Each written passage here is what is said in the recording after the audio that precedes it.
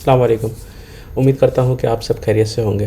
तो आज के इस वीडियो में हम लोग जो सीखेंगे वो ये सीखेंगे कि पाइथन की मदद से हम लोग कोई भी किसी भी वेबसाइट का जो डेटा है वो किस तरह से एक्सट्रैक्ट कर सकते हैं, या किसी भी वेबसाइट को जो हम स्क्रैप किस तरह से कर सकते हैं। तो इससे पहले कि हम लोग प्रॉपर पाइथन को समझें या पाइथन को यूज़ करके हम डेटा स्क्रैप करें, मैं आपसे जैसे एक क्वेश्चन करना चाहता हूँ कि कोई आपसे कहे कि आपको एक वेबसाइट से डेटा निकालना है और उसको निकाल के एक्सेल शीट में लिखना है और उसको सेव करना है, तो वहाँ पर आपका जो स्टेप्स होंगे, वहाँ पर जो आपके स्टेप्स होंगे वो क्या क्या होंगे। तो यकीनन आपका पहला स्टेप जो होगा वो ये होगा कि आप सिंपली उस वेबसाइट को ओपन करेंगे। ठीक है, फर्स्ट स्टेप आपका होगा कि ओपन अ वेबसाइट। ठीक है, दूसरा जो आपका स्टेप होगा वो ये होगा कि आप उस पेज को देखेंगे, यानी कि वो वेबसाइट का पेज पर जाना आपका जो दूसरा स्टेप होगा वो होगा वेबसाइट का पेज। ठीक है, वेबसाइट पेज। और थर्ड जो आप चाहेंगे वो आप चाहेंगे कि आप उस डेटा को फाइंड करेंगे जो आपको डेटा उसमें से एक्सट्रैक्ट करना है। तो थर्ड हम स्टेप यहाँ पर ले लेते हैं कि फाइंड डेटा। और उसके बाद जो आपका स्टेप होगा वो होगा उस डेटा को किसी जगह पे लिखना, चाहे वो आप एक्सेल में लिखें या वर्ड में लिखें या टेक्स्ट में लिखें। तो थर्ड आपका जो स्टेप होगा वो होगा डेटा को लिखना। तो हम यहाँ पर इसको कर लेते हैं टू राइट अ डेटा।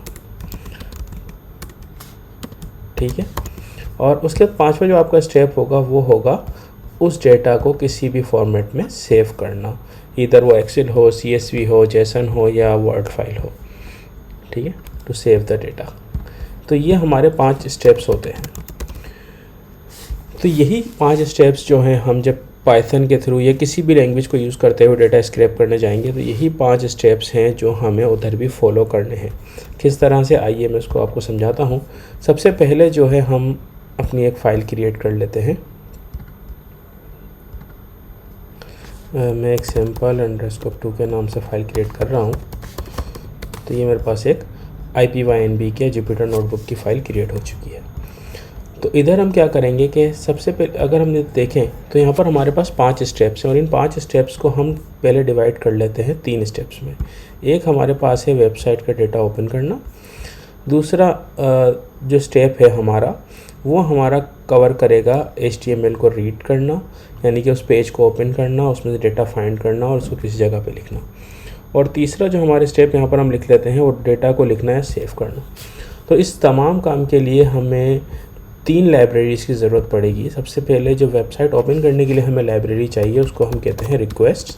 तो हम उसको इंपोर्ट कर लेते हैं कि इंपोर्ट रिक्वेस्ट। सेकंड लाइब्रेरी जो हमें चाहिए होगी वो HTML रीड करने के लिए या फिर जो है उसमें से डेटा फाइंड करने के लिए चाहिए होगी, उसको हम कहते हैं ब्यूटीफुल सूप। तो उसको हम एक्सट्रैक्ट कर लेते हैं from PS4 import beautiful soup SBS। ठीक है, और तीसरी लाइब्रेरी जो हमें चाहिए होगी उस डेटा को किसी फाइल में लिखने या सेव करने के लिए, उसे हम कहते हैं पांडास। तो हम उसको भी इंपोर्ट कर लेते हैं, इंपोर्ट पांडास SPD। ठीक है, तो ये कुछ लाइब्रेरीज थी जो हमें आइंदा जब हम वेबसाइट स्क्रैप करने जाएंगे उसके लिए ज़रूरत पड़ेगी। तो हमारा जो यहाँ पर सबसे पहला स्टेप है जिसको हम कहते हैं वेबसाइट ओपन करना, हम उसको सबसे पहले करते हैं। उसके लिए हमें चाहिए वेबसाइट। तो हम जिस वेबसाइट को आज स्क्रैप करने जा रहे हैं उसका एड्रेस ये है। मैंने इस वेबसाइट को यहाँ से कॉपी किया। कॉपी करने के बाद यहाँ पर मैं इस वेबसाइट को एड्रेस को लिख देता हूँ। ठीक है, अब मैं इस वेबसाइट को ओपन करूँगा। ओपन करने के लिए मैंने एक वेरिएबल बनाया रिस्पॉन्स के नाम से, समझिए मेरा ब्राउज़र है, और इसमें मैंने रिक्वेस्ट को कहा रिक्वेस्ट डॉट गेट URL। क्या रिक्वेस्ट मुझे ला दो, क्या ला दो, मुझे URL ला दो। URL मतलब क्या, जो मैंने ऊपर लिखी है। ठीक है, और इसका मैं प्रिंट रिस्पॉन्स कर लेता हूँ ताकि मुझे पता चले कि मेरी वेबसाइट सक्सेसफुली ओपन हुई है या नहीं। तो ये मैंने कोड रन किया तो यहाँ पर आ गया रिस्पॉन्स 200। तो याद रखिएगा कि जब यहाँ पर रिस्पॉन्स 200 आ जाए तो इसका मतलब होता है कि हमारी वेबसाइट सक्सेसफुली ओपन हो गई है। और इनकेस अगर हमारे पास रिस्पॉन्स 400 आता है, 500 आता है, 300 आता है तो इसका मतलब होता है कि हमारी वेबसाइट सक्सेसफुली ओपन नहीं हुई। अब यहाँ पर हमारी वेबसाइट चूँकि सक्सेसफुली ओपन हो चुकी है तो अब हम देख लेते हम इसका HTML रीड करेंगे कि आया वो पेज प्रॉपर्ली हमारे पास ओपन हुआ है या नहीं।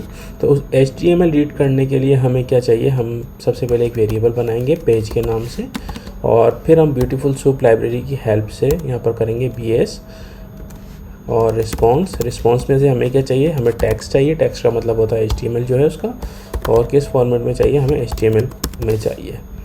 ठीक है, मैं इसको प्रिंट पेज करता हूँ।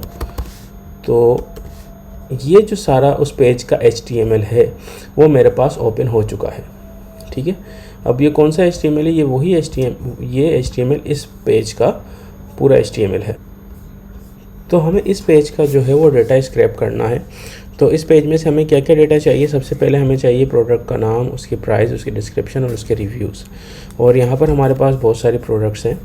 तो इन सारी प्रोडक्ट्स का डेटा हमें एक साथ निकालने के लिए सबसे पहले हम क्या करेंगे कि सारे प्रोडक्ट्स को हम एक बिग बॉक्स में बंद कर लेंगे, क्योंकि अभी जाहिर बात है कि अगर हम जाते हैं तो यहाँ पर इस पूरे पेज में हमारे पास इसका हेडर भी है, इसकी नेविगेशंस भी हैं, इसके फ़िल्टर्स भी हैं, जबकि हमें डेटा सिर्फ इन प्रोडक्ट्स का चाहिए। तो हम सिर्फ इन प्रोडक्ट्स को पहले एक बिग बॉक्स के अंदर बंद कर लेते हैं।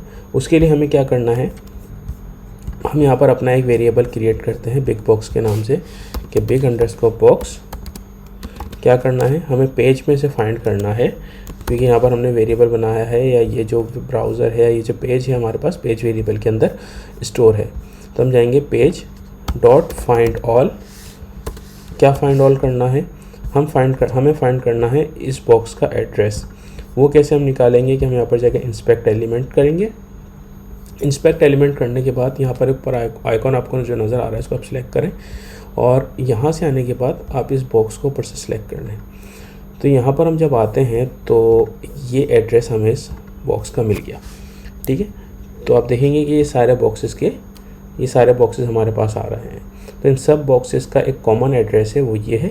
तो हम इसकी मदद से जो है हम इंडिविजुअल बॉक्सेस को, इन सब बॉक्सेस को एक बड़े बॉक्स में सेव कर लेते हैं। तो हम क्या करेंगे कि सबसे पहले हम इसका एलिमेंट लिखेंगे जो कि है div लिखने के बाद हम जाएंगे यहाँ पर एक की वैल्यू पेयर्स के अंदर हम देंगे इसका div की आइडेंटिफिकेशन, जो कि हम करा रहे हैं क्लास की हेल्प से।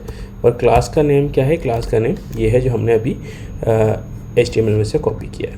ठीक है, तो अगर मैं इसकी लेंथ चेक करता हूँ, लेंथ big_box से, तो ये हमारे पास 117 है। ठीक है, अब मुझे जो नेक्स्ट चीज़ चाहिए वो क्या चाहिए कि मुझे इसमें से एक एक बॉक्स में जाना है, और उस बॉक्स के अंदर से जो है मुझे नेम, प्राइस और उसकी रिव्यूज़ और इसका डिस्क्रिप्शन निकाल के लानी है। तो सबसे पहले मैं सारे बॉक्सेस में जाने की बजाय सिर्फ मैं एक बॉक्स को लेता हूँ। अच्छा, अब मैं इस बॉक्स को प्रिंट करता हूँ, big_box को प्रिंट किया, तो यहाँ पर आप देखेंगे ये एक आइकॉन हमारे पास आ रहा है जो कि लिस्ट का है। तो इसका मतलब है कि ये जो बॉक्सेस हैं हमारे पास एक लिस्ट फॉर्मेट में सेव हैं। तो सबसे पहले मैं एक बॉक्स का डेटा निकालता हूँ, और एक बॉक्स के लिए मैं क्या करता हूँ कि बॉक्स के नाम से एक वेरिएबल बनाता हूँ, और big_box, और इसका जो 0 इंडेक्स पे जो बॉक्स है उसको मैं इसमें सेव कर लेता हूँ। अब मैं इसको अगर प्रिंट करता हूँ कि प्रिंट बॉक्स करो, तो देखेंगे आप कि मुझे सिर्फ एक बॉक्स का डेटा मिल गया। अब इस बॉक्स के अंदर से मुझे नेम निकालना है, उसकी प्राइस निकालनी है, उसकी डिस्क्रिप्शन निकालनी है, और साथ के साथ जो है उसका एड्रेस मतलब उसकी रिव्यूज़ वगैरह निकालने हैं। तब इसके लिए मैं क्या करूँगा, मैं सिंपल जाऊँगा और यहाँ पर जाके एक नेम के नाम से वेरिएबल बनाता हूँ, और नेम में वेरिएबल बनाने के बाद मैं क्या करूँगा कि मैं बॉक्स के अंदर फाइंड करूँगा कि box.find। क्या फाइंड करो, यहाँ पर मैं आता हूँ वापसी अपने इधर, और ये है नेम। सही है, तो नेम जो हमारे पास आ रहा है वो ए एलिमेंट के अंदर आ रहा है, जिसकी आइडेंटिफिकेशन अगर हम कहें तो वो क्लास टाइटल के साथ है।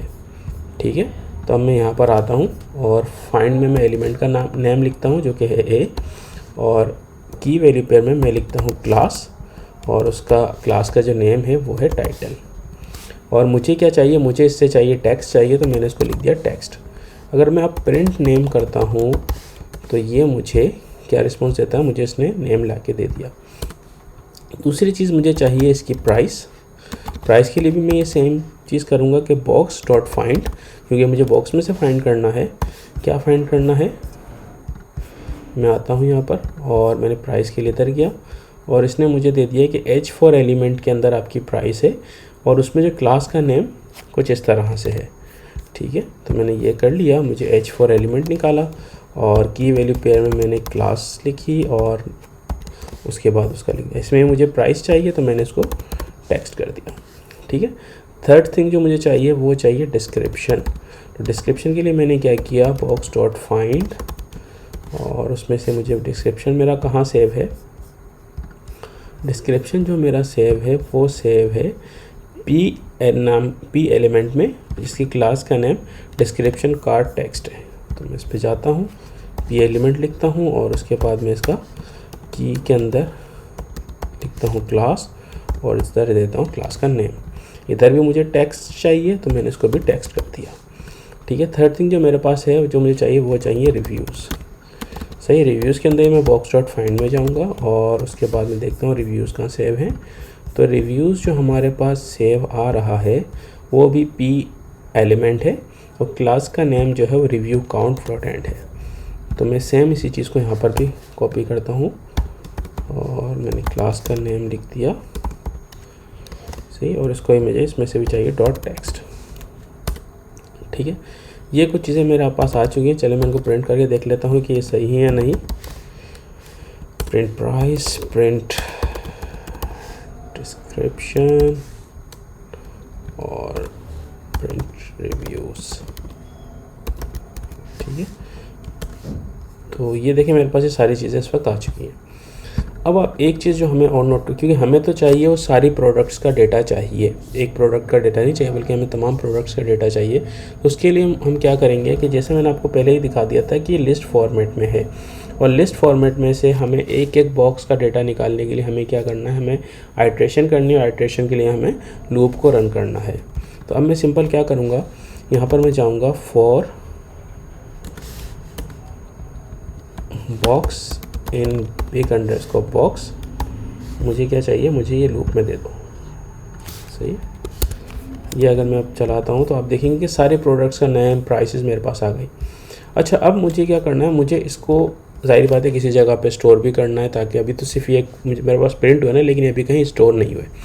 स्टोर करने के लिए मुझे क्या चाहिए, मुझे एक लिस्ट बनाता हूँ डेटा अंडरस्कोर लिस्ट के नाम से, एक एम्प्टी लिस्ट में क्रिएट करता हूँ और मैं चाहूँ तो इसमें सबको अपेंड कर दूँ। लेकिन अगर मैं इनको अपेंड करता हूँ तो मुझे आइडेंटिफाई करना मुश्किल हो जाएगा कि इनमें से नेम कौन सी है, प्राइस कौन सी है, डिस्क्रिप्शन कौन सी है, रिव्यूज़ कौन सी है।